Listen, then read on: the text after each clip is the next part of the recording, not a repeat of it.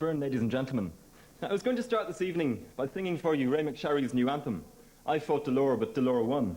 But instead, I've chosen to look at how dishonesty has caused great problems in Irish political life ever since Desi and Albert said, I do. Or maybe I do. Or he said I did, but I really didn't mean it.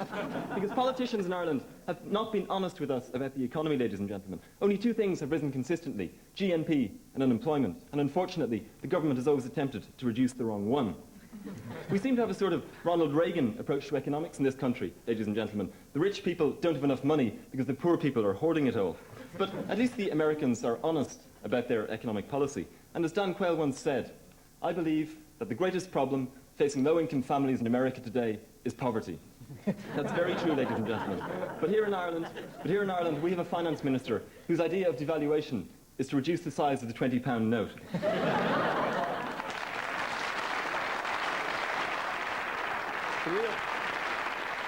The real problem here, ladies and gentlemen, is one of trust, because people don't believe it when they don't see a politician for 4 years and they drops a glossy leaflet into their door with a mugshot and a promise to put a zebra crossing outside every house in the street.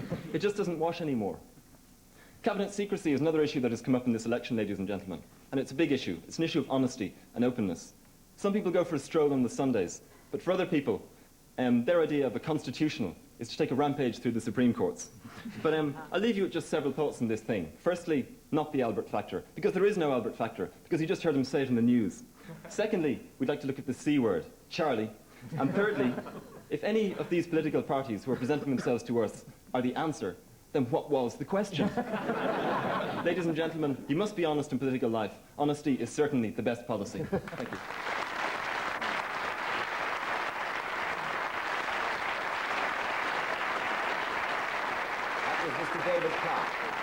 Now we'll have the Treasurer of the Fill to propose the motion, Miss Fiona McLaughlin.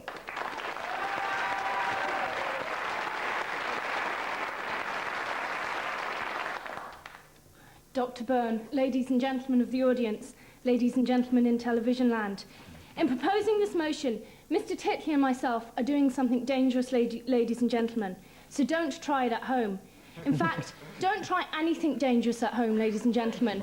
Go to the nearest county council roadworks or to the nearest supermarket, because that way you can get some compensation out of it. We shall be attacking the established and outmoded belief in honesty. Honesty, ladies and gentlemen, is not the best policy. Honesty is no policy at all, ladies and gentlemen.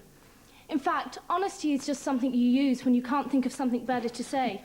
Now, the first story about honesty came from George Washington.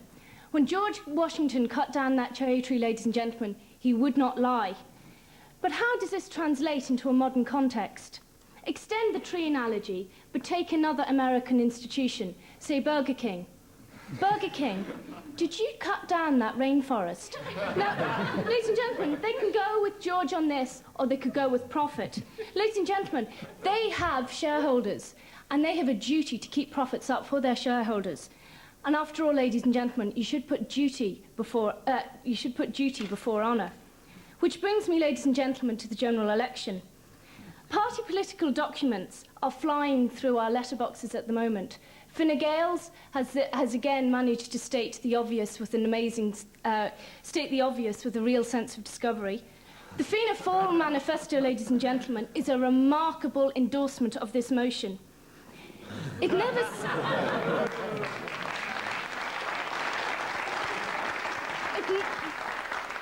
ceases to amaze me or my mother, Angela McLaughlin Balbriggan.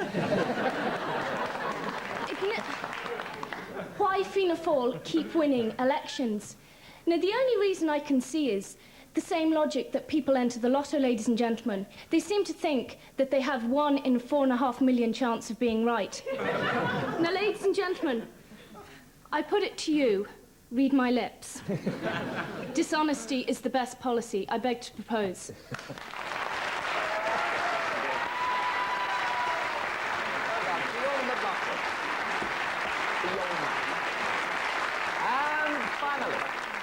And finally, against the motion, the auditor of the Hist, Mr. John Smith.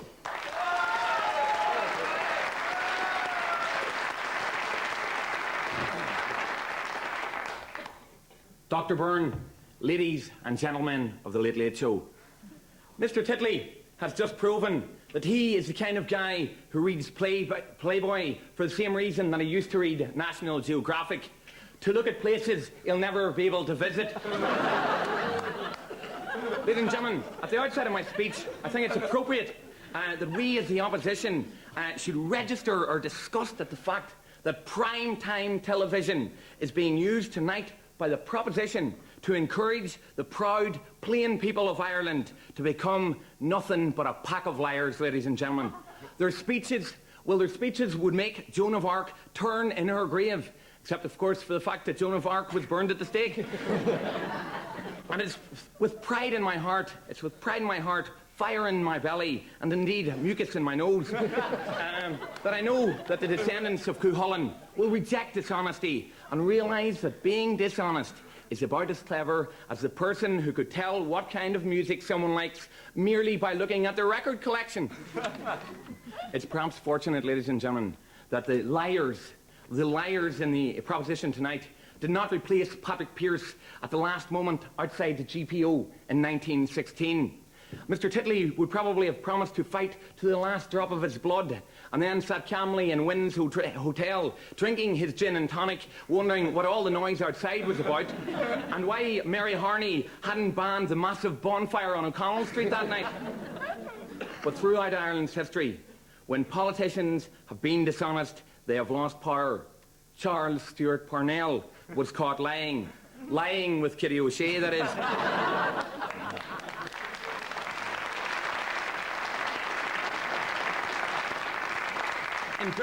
In Britain, John Major, the only person to run away from the circus to join an accountancy firm, has been accused of lying this week, and he's not going to win the next election. In Germany, Dr. Goebbels created the idea of the big lie, and he's not going to win the next election. A coincidence? I think not, ladies and gentlemen. In conclusion, I urge you not to take that excreta-covered end of the stick, but instead, for the sake of my children, your children, and indeed, as I look around me tonight, hopefully, our children, I urge you to oppose this motion. Thank you very much.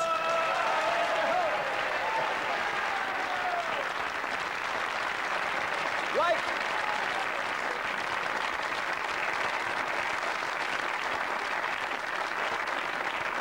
You have heard.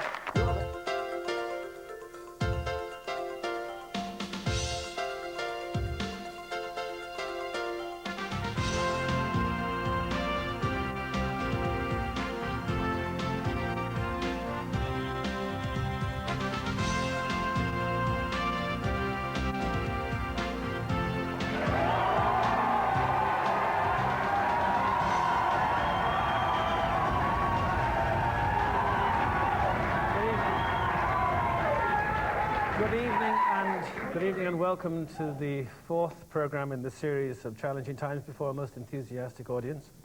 Last week we saw Bolton Street College of Technology qualify for the quarterfinals after an extraordinarily exciting encounter with Trinity College Dublin, who themselves were and remain a very good team, but unfortunately in the nature of things they are gone and Bolton Street have made it into the next round. With us this evening we have the College of Commerce of Rathmines. Rathmines, as you are aware, is one of the most virtuous areas of Dublin, so virtuous that the wonder is it has not yet got a regional airport. Its traffic is frequently blocked by religious processions, and when not